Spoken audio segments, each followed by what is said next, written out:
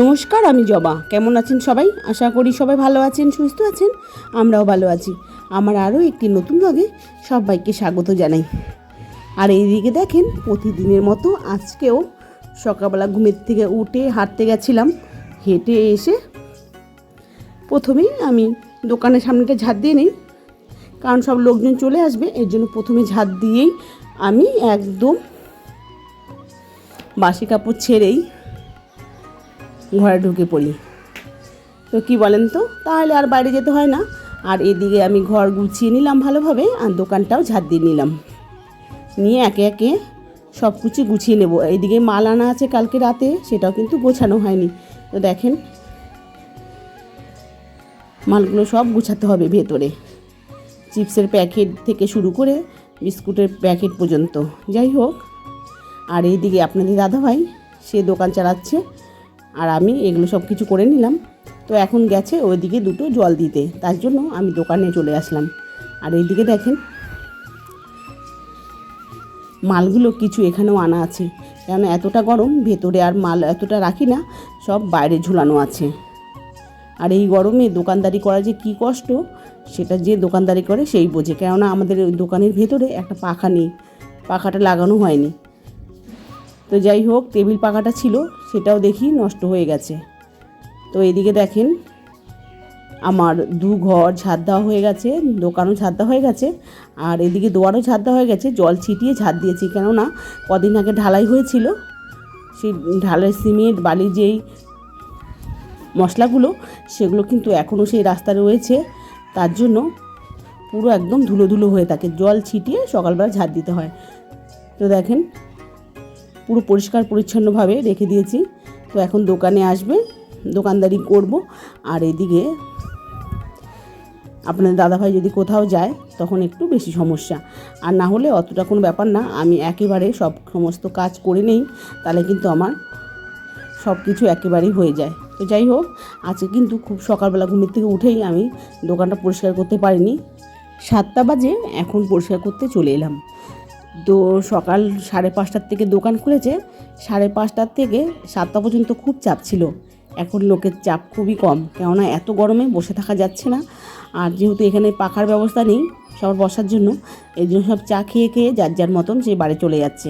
আর আমার মেয়েরা দেখেন না, পড়ানো যদি না থাকে না, ওরা ওঠে 9টার সময়, তার আগে ওরা ওঠেই না। কেননা বলছে রাতেবেলা গরমে মানে ঘুমই হচ্ছে না, ঘেমে এমন চান হয়ে যাচ্ছে, সেটাই বলতেছিলাম। যাই হোক, তার জন্য আমি আর সকালবেলা, যেদিন ছুটি থাকে ওদের টিউশনি পড়ানোর, সেদিন আমি আর ডাকি না। আমি যেটুকু টাইম ঘুমাতে চাই সেটুকু ঘুমা। যাই হোক, তো আজকে টিউশনি পড়ানো আছে, তো আজকে কিন্তু আমি ডেকে দিয়েছি 7টার আগেই। ওরা ফ্রেশ হয়ে নেবে, ফ্রেশ হয়ে পড়াতে বসবে, তারপরে আমি সমস্ত বাসি কাজ সেরে তারপরে চা বানিয়ে চা দেবো। তো এদিকে দেখেন কত সুন্দর পরিষ্কার পরিচ্ছন্ন হয়ে গেল।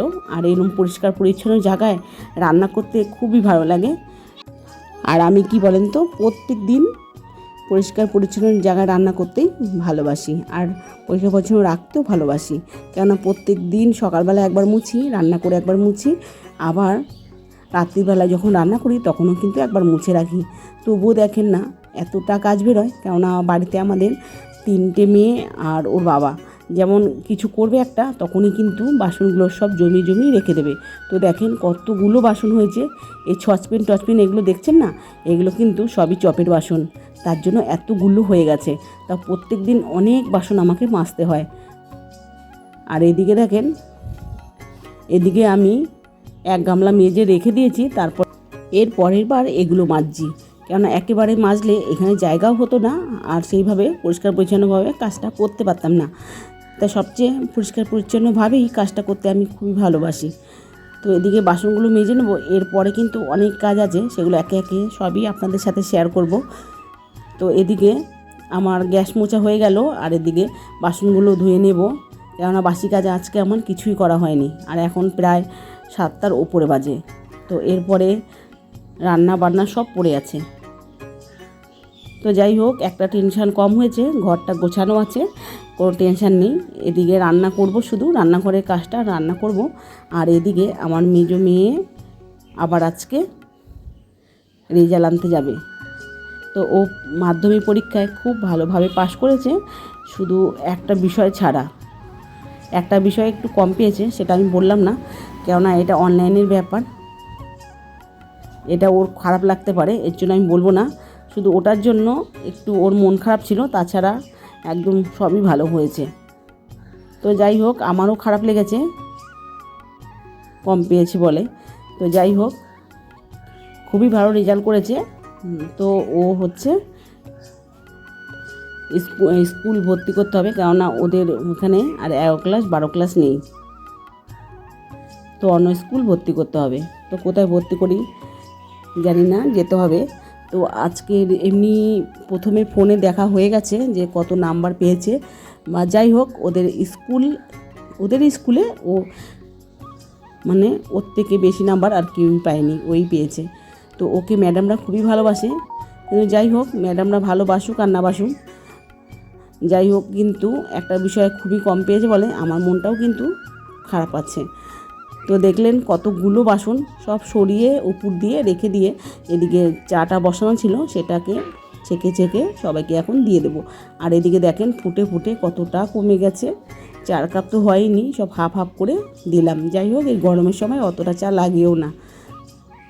তো ওদিকে আমরা চা খেয়ে নিলাম, তারপরে ভাত হয়ে গেছে, এদিকে আমি ডাল বসিয়ে দিয়েছি। আর আজকে ডাল রান্না করছি 3 রকমের একসাথে, মুগের ডাল আর বিউলির ডাল আর হচ্ছে মটর ডাল, 3টে ডাল একসাথে সেদ্ধ করেছি।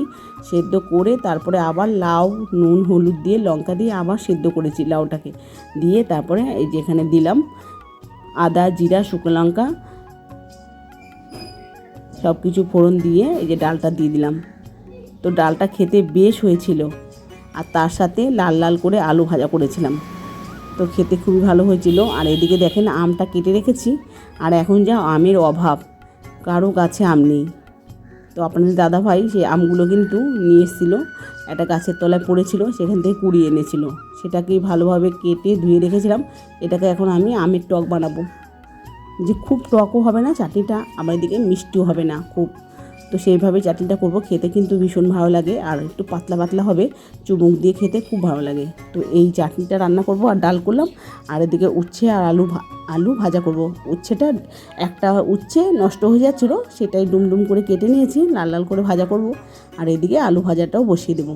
তো দেখেন চাটনিটা খুব সুন্দর লাগে খেতে এইভাবে চাটনি করলে, আর এই গরমে। তো আচার করব এরপরে, আমটায় যখন একটু আটি আটি হয়ে আসবে তখন আচার করব, তখন ওটাকে আচার করলে ভীষণ ভালো লাগে। আর এইদিকে দেখেন আলু ভাজাটা বসিয়ে নিচ্ছি, আর এইদিকে উচ্ছের বিচিগুলো এই আলুর মধ্যে পড়ে গেছে। আর এইদিকে দেখেন আলুটাকে কেটে ভালোভাবে ধুয়ে নিয়েছিলাম, তার মধ্যে লবণ মাখিয়ে রেখেছিলাম। তো ওই লবণ মাখিয়ে রেখেছি বলে আলুটার থেকে কত জল বেরিয়েছে। যাই হোক, এখানে ভিডিওটা শেষ করলাম, দেখা হবে পরবর্তী ভিডিওতে। ততক্ষণ ভালো থাকবেন, সুস্থ থাকবেন। তো এইভাবেই আমার পাশে থাকবেন। টাটা বন্ধুরা।